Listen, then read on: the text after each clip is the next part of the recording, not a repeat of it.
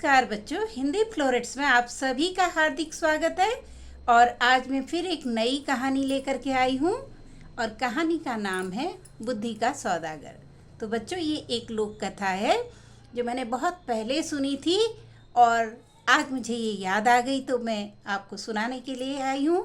तो कहानी शुरू करते हैं। बहुत समय पहले की बात है। एक किसी गांव में एक गरीब लड़का रहता था और उसके माता पिता नहीं थे। लेकिन जब उसके माता पिता थे तो वो अपने पिताजी के साथ उनके व्यापार में काम करता था और उनके साथ व्यापार में काम करते हुए उसने बहुत सारी अच्छी अच्छी बातें सीखी थी।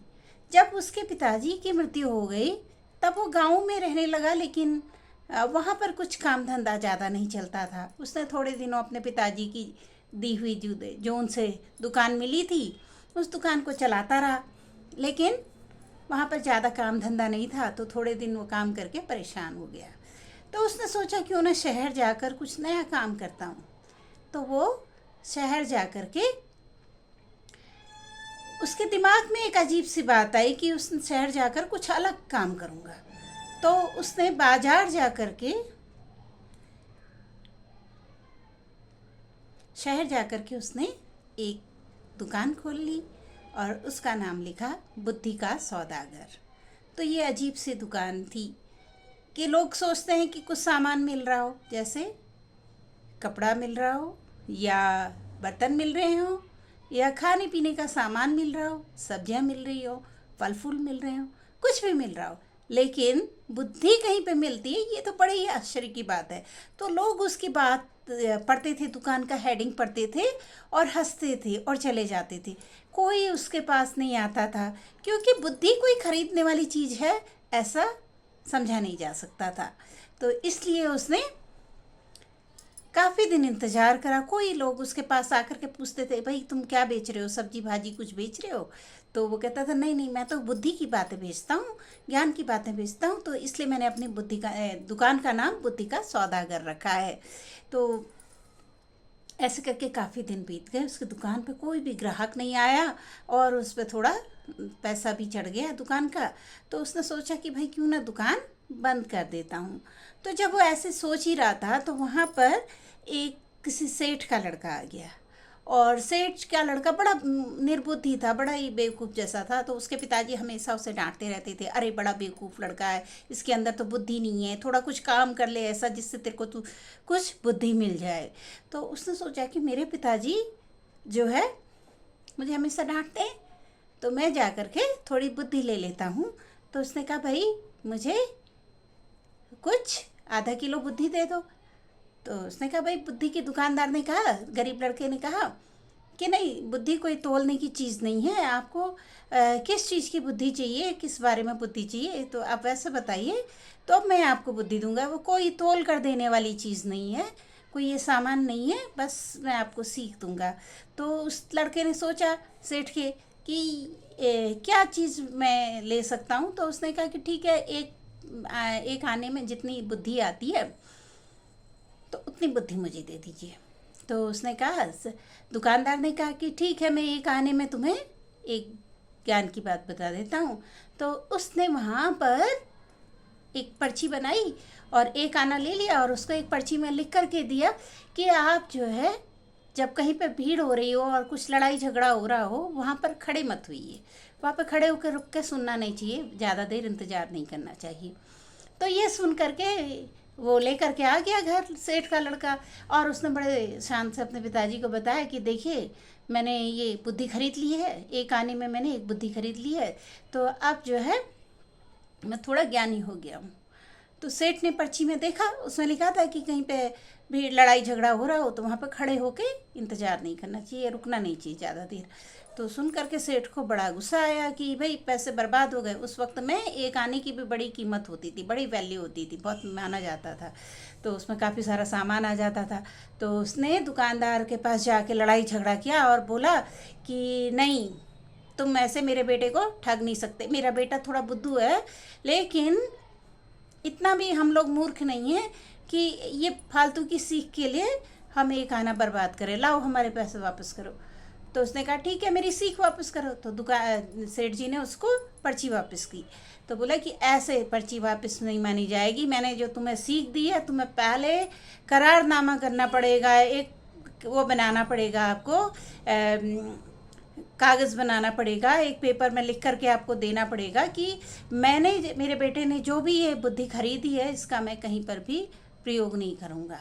तो इस तरह से उसको एक रजिस्टर्ड लेटर में उसको लिख करके देना पड़ा सेठ को कि जो ये सीख है कि कहीं पे भीड़ भाड़ होगी और लड़ाई होगी तो मैं वहाँ पर रुक करके इंतज़ार नहीं करूँगा, ऐसे कह के उसने लिख करके एक कागज़ में दे दिया उसे। तो बस बात हो गई, काफ़ी समय बीत गया। तो एक दिन जो है सेठ जी का लड़का कहीं जा रहा था तो वहाँ पर देखा कि राजा की दो रानियाँ आपस में लड़ाई कर रही हैं। तो और दोनों रानियों की जब बड़ी पावर थी आपस में, मतलब उनका थोड़ा भेदभाव था, मतभेद था, लेकिन मतलब राजा के ऊपर दोनों का बड़ा प्रभाव था। तो इसलिए उन्होंने जो है वहाँ पर लड़ाई कर रही थी जोर जोर से आपस में।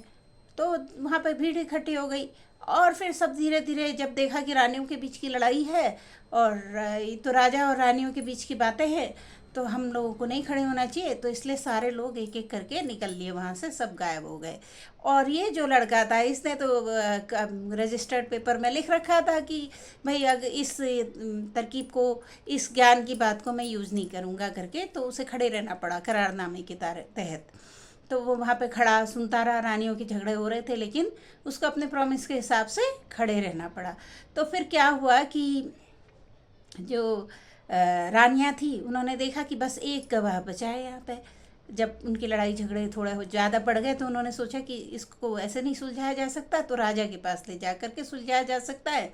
तो वो जो है उन्होंने देखा यहाँ पे एक आदमी खड़ा है, वो सेठ का लड़का था, तो उसको बुला करके पकड़ के लेके चले गए। बोले ये हमारा क्या है, गवाह है, ये हमारा गवाह है, ये हमारी तरफ से गवाही देगा कि कौन सही है कौन गलत है। और उसने जो है उसको जाना पड़ा। और तब जब तक वो वहाँ पे था तो राजा के यहीं उसे रोक के रखा गया। तो अब सेठ जो है बड़ा परेशान हो गया। अगर बड़ी रानी की तरफ देगा तो छोटी रानी जो है वो उसको मरवाएगी, और छोटी रानी की तरफ अगर गवाही देता है तो बड़ी रानी की तरफ से खतरा होता है। तो ये सोच करके सेठ के समझ में ही नहीं आया कि मैं क्या करूं। तो भागता हुआ फिर से वह बुद्धि के सौदागर के पास पहुंचा। बुद्धि का सौदागर तो समझ गया भाई अब तो आ गई है मुसीबत, अब मुसीबत आ गई है, अब मैं जो है ज्ञान की बात दे सकता हूँ लेकिन एक आने में नहीं दूंगा, एक आने में बिल्कुल भी नहीं दूंगा। अब जो मैं सीख दूंगा वो 500 रुपये में दूंगा। तो जब उस वक्त एक आने की इतनी वैल्यू थी तो 500 रुपये की तो बहुत ज़्यादा उसका मूल्य होता था। तो लेकिन मजबूरी में तो आदमी सब कुछ करता है। तो सेठ जी ने माना कि ठीक है मैं 500 रुपये दूंगा और उसके बदले मेरे बच्चे को, इस मेरे जो लड़का है, इस झगड़े से मुक्त कराया जाए। तो उसने कहा ठीक है, 500 रुपये दे दिए। और अब की बार उसने लिख करके दिया कि जब गवाही हो चल रही हो उस दौरान जो लड़का है, गवाह लड़का है यानी सेठ का लड़का है, उसको बिल्कुल पागल जैसे एक्ट करना है, जैसे वो कुछ समझ नहीं रहा है, पागल जैसे ऐसे इधर उधर एक्टिविटी करता जा रहा है। तो फिर वहाँ पर ऐसा ही हुआ। तो जब दोबारा कोर्ट में लगा, उसके पेशी लगी, तो जा कर के सेठ का लड़का क्या कर रहा था, पागल जैसे कभी इधर देख रहा था, कभी उधर देख रहा था, कभी उल्टे सीधे जवाब दे रहा था। तो उन्होंने सोचा कि अरे ये तो पागल है, इसकी क्या गवाही लेनी। तो इसलिए उन्होंने क्या करा कि उसकी गवाही को रद्द मान लिया, उसकी गवाही को निल मान लिया, शून्य मान लिया कि ये पागल की गवाही हम नहीं ले सकते, ये खुद ही होश में नहीं है तो इसकी क्या गवाही ली जाए। तो इसलिए उसको छोड़ दिया गया और गवाह न होने से केस ख़त्म हो गया। तो इस तरह से उसके लड़के की बात जो है, उसकी जो जीवन है मतलब झगड़े से बाहर निकल गया। तो इस तरह से और भी कुछ घटनाएं हुई जिसमें बार बार उसने लोगों को कुछ सलाहें दी और वो काम आई। तो धीरे धीरे राजा के कानों पर एक बात पड़ गई कि ये जो लड़का है शहर में, उसने एक दुकान खोली है बुद्धि का सौदागर करके, तो ये बुद्धि के बातें बेचता है, तो इसलिए एक बार इससे भी राय ले लेनी चाहिए। तो राजा के हम बुलवाया गया उसे। तो राजा से उसने कहा, राजा ने उससे पूछा कि भाई बुद्धि के सौदागर, तुम हमें कुछ ज्ञान की ऐसी बात दो जिससे हमें जो हमें काम आए राजकाज में। तो राजा ने जब पूछा तो उसने कहा, आपके लिए तो बहुत अच्छी मेरे पास बुद्धि है, बुद्धि की बात है, लेकिन उसका मूल्य 1,00,000 रुपया है। तो राजा ने सोचा कि जरूर कोई महत्वपूर्ण बात बता रहा होगा पहले, तो इसलिए उसने पैसों को महत्व नहीं दिया और उसने सीख को, क्योंकि राजा बड़ा बुद्धिमान था, तो उसने सोचा कि ज्ञान जो है हमेशा ले लेना चाहिए, तो उसका कभी ना कभी उपयोग हो जाता है। तो इसलिए राजा ने क्या करा कि 1,00,000 रुपये उसे दे दिए और 1,00,000 रुपये दे करके उससे कहा कि अब हमें ज्ञान बुद्धि दीजिए। तो उसने एक पेपर में लिख करके देखा कि लिख करके दिया कि जब भी कुछ आप काम करने जा रहे हो तो थोड़ा रुक जाइए, पहले थोड़ा सोच विचार कीजिए, फिर उस काम को कीजिए। तो राजा ने जब ये सीख पड़ी तो उनको बहुत ही अच्छा लगा, तो उन्होंने सोचा कि कहीं ना कहीं अपने इसको भूला जा सकता है, तो इसलिए मैं इसको अपनी दीवारों में जगह जगह महल की दीवारों में लिखवा लेता हूँ। तो उन्होंने वहाँ पर महल की दीवारों में अच्छे से उकेर दिया, जैसे पत्थर की दीवारें हुआ करती थी पुराने समय में, उनमें रिटन में लिखवा दिया गया कि हर जगह कि जब भी कुछ कार्य करना है महत्वपूर्ण तो आप थोड़ा विचार कर लीजिए, सोच समझ करके उस कार्य पर काम कीजिए। तो राजा ने इस तरह से लिखा लिया। तो एक समय की बात है कि कुछ राजा जो है काफ़ी बीमार पड़ी है, और बीमार पड़ गया, और इधर जो है उसके राज्य में उसके मंत्री आपस में मिल करके, मंत्री और जो वैद्य था वो आपस में साठगांठ करके कुछ उसके विरुद्ध षड्यंत्र कर रहे थे। षड्यंत्र मतलब प्लॉट रचना, उसके विरुद्ध कुछ काम कर रहे थे। तो उन्होंने सोचा कि राजा तो बीमारी है, इसको कुछ बाहर का पता नहीं चल रहा है और इस वक्त इसको मारना बहुत आसान है। तो उन्होंने क्या किया कि जब वैद्य आया तो वैद्य ने जो दवाई दी थी और उसको जो है वैद्य और राजा जो मंत्री हैं वो राजा के पास आए, और उन्होंने वैद्य और मंत्री ने उनको एक दवाई दी। पुराने समय में जो काढ़े वगैरह हुआ करते थे, जो बॉईल करके या अर्क निकाल के, मतलब जूसेस आदि निकाल करके बॉईल करके दिया जाता था, उबाल करके ऐसा काढ़ा बना करके उनको दिया। तो एक्चुअली में वास्तव में वह कोई दवाई नहीं थी, बल्कि दवाई में सर्प का विष था। ठीक है। तो जब वह इस तरह से आए राजा के पास और बड़े सम्मान से कहा कि महाराज आपकी तबीयत तो ठीक नहीं हो रही है, तो हमने आपके लिए एक विशेष दवा मंगवा रखी है, तो आप इसे पी लीजिए। तो राजा उसे पीने के लिए तैयार हो गए, क्योंकि वो खुद ही अपनी बीमारी से परेशान थे। आपको तो पता है जितना बड़ी हम पद पे होते हैं उतने बड़े हमारे कार्यभार होते हैं, उतनी हमारी जिम्मेदारियां होती हैं, और ज़्यादा बड़े पद पर बैठा हुआ व्यक्ति बीमार हो जाए तो बहुत सारे कामों पर निर्णय लेना रुक जाता है और उनके सही निर्णय नहीं हो पाते। जितनी बड़ी पद होगी उतनी बड़ी जिम्मेदारी होती है। तो राजा इसलिए परेशान था कि वो जल्दी से जल्दी ठीक हो जाना चाहता था। तो वो दवाई पीने के लिए बैठ गया, और जब वो दवाई पीने के लिए बैठ गया तो उसने सामने दीवार में लिखा हुआ देखा कि पत्थर में लिखा हुआ था कि कुछ काम करने से पहले थोड़ा रुक जाइए, सोच विचार कीजिए और फिर उस काम को कीजिए। तो वह थोड़ा, उसने कहा ठीक है मैं थोड़ा सोच लेता हूँ दवा पीने से पहले। तो पहले तो वो दवा पीने के लिए रेडी हो गया था, लेकिन फिर वो रुक गया और उसने दवा को वहाँ अपने जो मेज़ रखा हुआ था उनके सामने उसमें रख दिया, और वो सोचने लगे कि इसको पीऊँ या नहीं पीऊँ। तो जब राजा इस तरह से उसको सामने रख के पीने लगे, रख के देखने लगे, तो जो मंत्री और जो वैद्य थे उनके, यानी डॉक्टर थे, वो एकदम से थोड़ा डर गए। उन्हें लगा कि राजा को कुछ न कुछ हम पे संदेह हो गया, डाउट हो गया हम पर कि ये जो दवाई है इसमें कुछ गड़बड़ है। तो फिर राजा ने भी क्या करा कि उन्होंने सोचा कि अब कुछ करना चाहिए।